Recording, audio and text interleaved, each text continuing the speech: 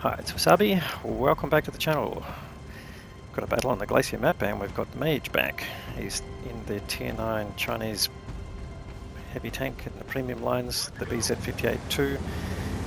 This is one you can pick up with tokens from Battle Pass if you've got enough. I think it's about 24 tokens, if I recall.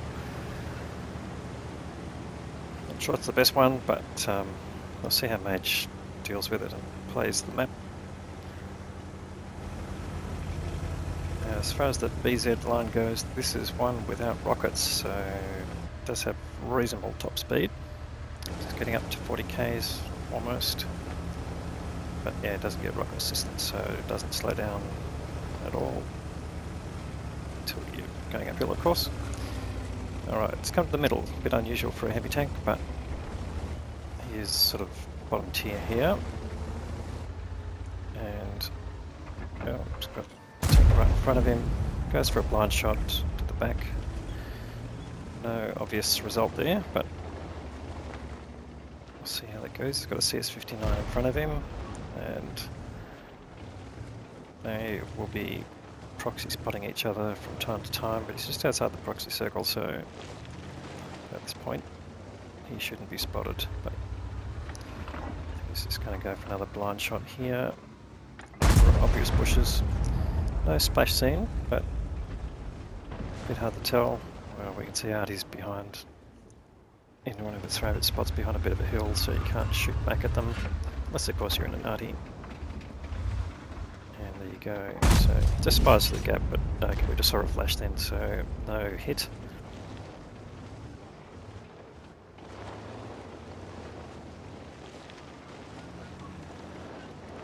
But interestingly, not too many vehicles coming to this spot, normally the province of lights and mediums. But Mage just looking for possible targets on each side, but not getting in that line there, so not going to waste a shell, I don't think.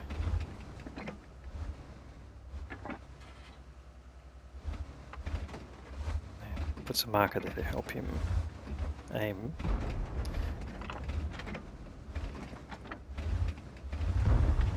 Alright, phase 1 moving forward, and he's got a side shot, and he gets a nice hit in there, so first damage there.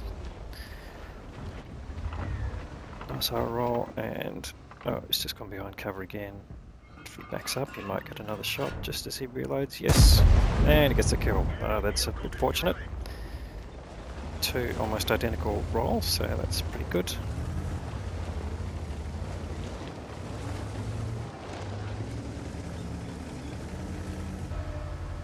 Alright, now there's another tank there, the Cobra, pretty dangerous tank when it's got a full load, but he's obviously being a bit cautious. Again, Mage just looking for an outline, not picking up one. Yeah, there's only a few gaps there, so it's not likely to be one unless he backs up a bit. So far behind cover, oh, there's a K91 PT. So behind cover now, he's going to come out, just back up a little bit more. No, he's not going to give Mage the pleasure. Oh, and he's been spotted now. Spotted by what? A bit hard to tell. Probably someone behind him actually. There are no light tanks here, so it's going to be medium or TD with binocs up. Oh, there's okay, something just knocked over a tree there, so well within spotting range, but not spotting anyone in return because he's in a heavy tank, so view range not the best. But yeah, not getting any indication of who's in that spot. No spotted tanks shown in that particular part of the map. I should say no previously spotted tanks. Anyway, Mage decides that's not worth the wait, so coming back and looking for more targets. That Minotauro just on his right is going to keep an eye on him. Potential to get a side shot.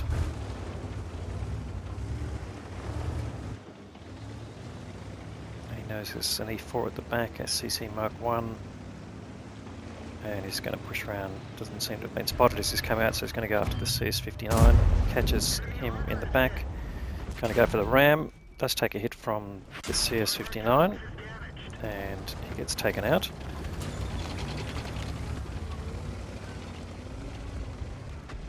So that heads to his damage total there. He's up to 1.5k. So reasonably slow-paced game, but that's the nature of the Glacier map. But now he's made the break across the front, and as I said, there weren't any tanks really much on each side. He's got to be careful of that Minotauro, and he gets spotted again, but luckily he's got a nice little pocket he can get here. And he spotted the CC, so the other TD is there as well, and just bounces a shot off his turret, but only just seeing a sliver of the CC Mark 1.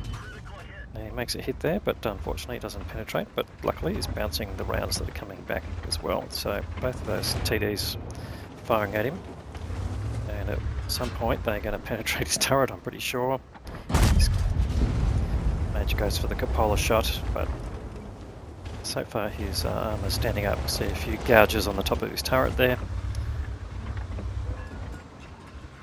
And pick up some spotting damage too. Now you can see the view range circle there, they're well within it, and as they're moving they don't have a lot of camo. And gets a nice shot just through a very small gap. And Mage's damage total starting to climb, but he really wants to put some heat into, not literally maybe, no, his premium rounds are APCR.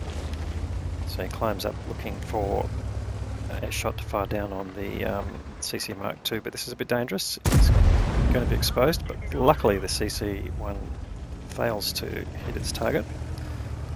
So he can back off there while he's reloading. He really wants to get some damage out of that CC1.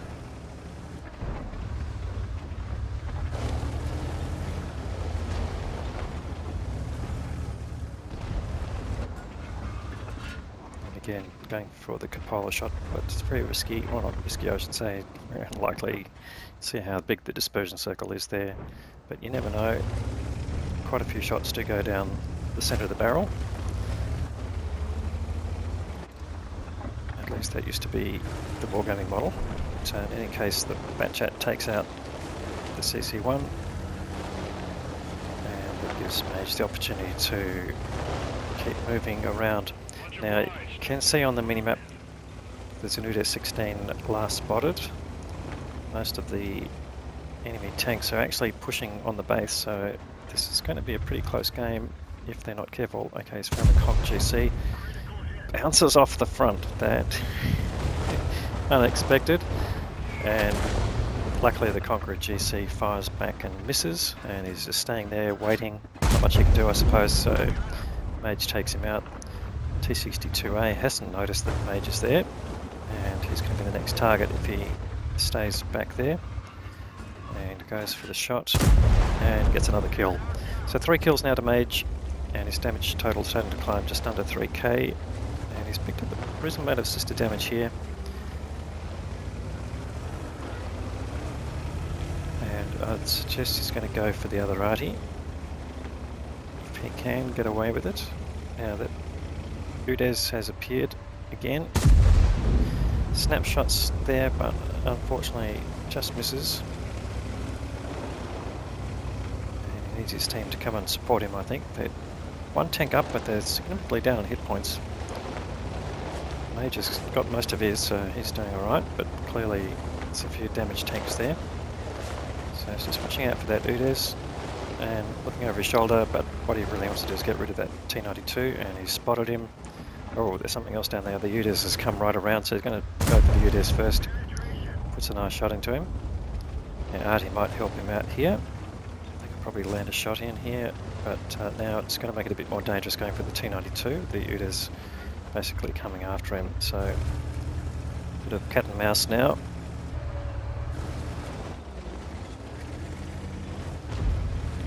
Mage going down. Oh, yes, the T92 almost taken out. So he does pick up some additional spotting damage. It's 2k now of assisted damage. And the CC1 who's come up to help him takes out the arty, and now he can go after the Udes without any fear of being splashed by the enemy tank. Now you can still see a lot of the enemy heavy tanks up on the AB line there. They're being held at bay by an STB-1 and an E75, oh, and a Waffenträger, I suppose, so it's not inconsequential. But this team doing a good job of holding the fort, and now he's got the Object 705 coming towards him, but he takes a big chunk out of him, and he's now one-shottable. But where is the Udes? It's interesting. Oh, there, okay, he's up on the top there. The 705 gets taken out, and he picks up a little bit more assisted damage here. Now he's got to battle the Udes. The Udes is going to be able to fire down on him, and so he does take some more damage, but 4k damage now to Mage, and he doesn't really want to go up and after the Udes because he'll cop another hit. There you go, bounces one, now it's time to move while the Udes is reloading, but of course he'll probably be reloaded by the time Major gets up the hill. So he gets one more, bounces, gets hit by the Super Conqueror, has come back, and looks like the CC1 is going to help him dramatically here, take out the Udes. No, in fact Mage gets the shot, he does take another bit of damage, and left on 106 hit points. And Tiger Mouse has also come back and takes out the CC1, so it is now still a very close game. They're significantly down in hit points, so it won't take much to get rid of the team, but luckily they've got 3 extra guns in the game. And it looks like the STB-1 and the Waffenträger up in the north are going to clean up there. B75 hasn't moved, so I wonder if he's been AFK.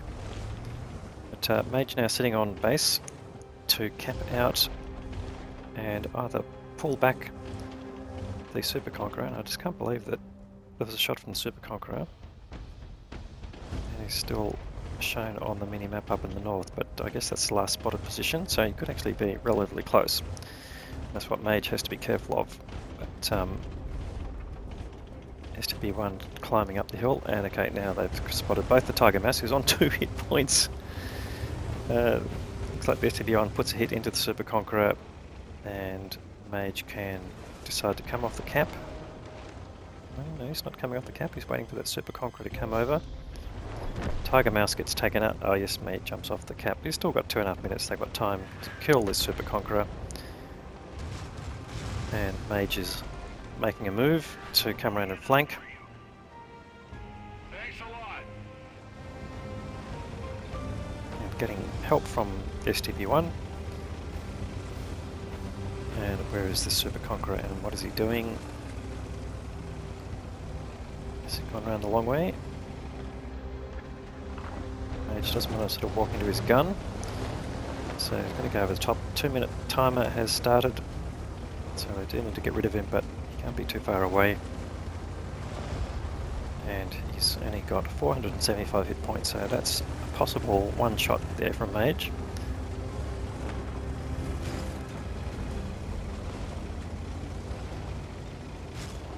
He's hoping to proxy spot him first.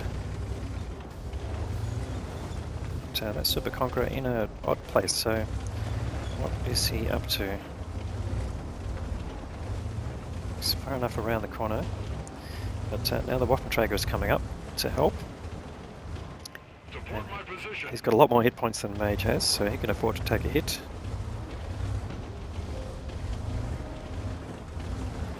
There's the Super Conqueror, and the fact the Waffenträger just almost does a drive-by and takes him out on the move. So great result there, a bit nervous at the end, but they managed to get in time.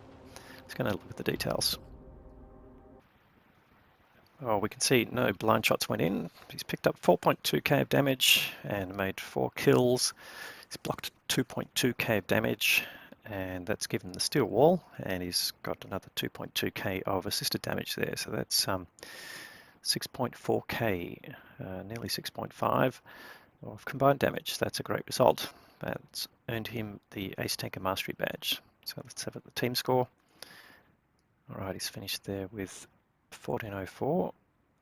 Finished on top with EXP, the CC1 getting close to 6k, so great result there from that player. and he may have picked up an ace tanker badge as well. STB1 coming back to help really made a difference there at the end as well. He was picking up 3 kills, so good luck to that player who's obviously had some terrible names and been banned, but you can change your name by spending a bit of gold. All right, and the enemy team, the Super Conqueror, nearly over 4.5k, nearly 5k of damage, being the top player there, but the Tiger Mouse also getting very close in terms of EXP. Standouts on that side. But it was Mage's team who really carried the day, and Mage being fairly aggressive there definitely helped, but good defensive effort as well by the team, so all-round effort, I would say. All right, so he's fired 20 shots, 14 of those have hit. Again, a few blind shots in there, 9 penetrations out of that.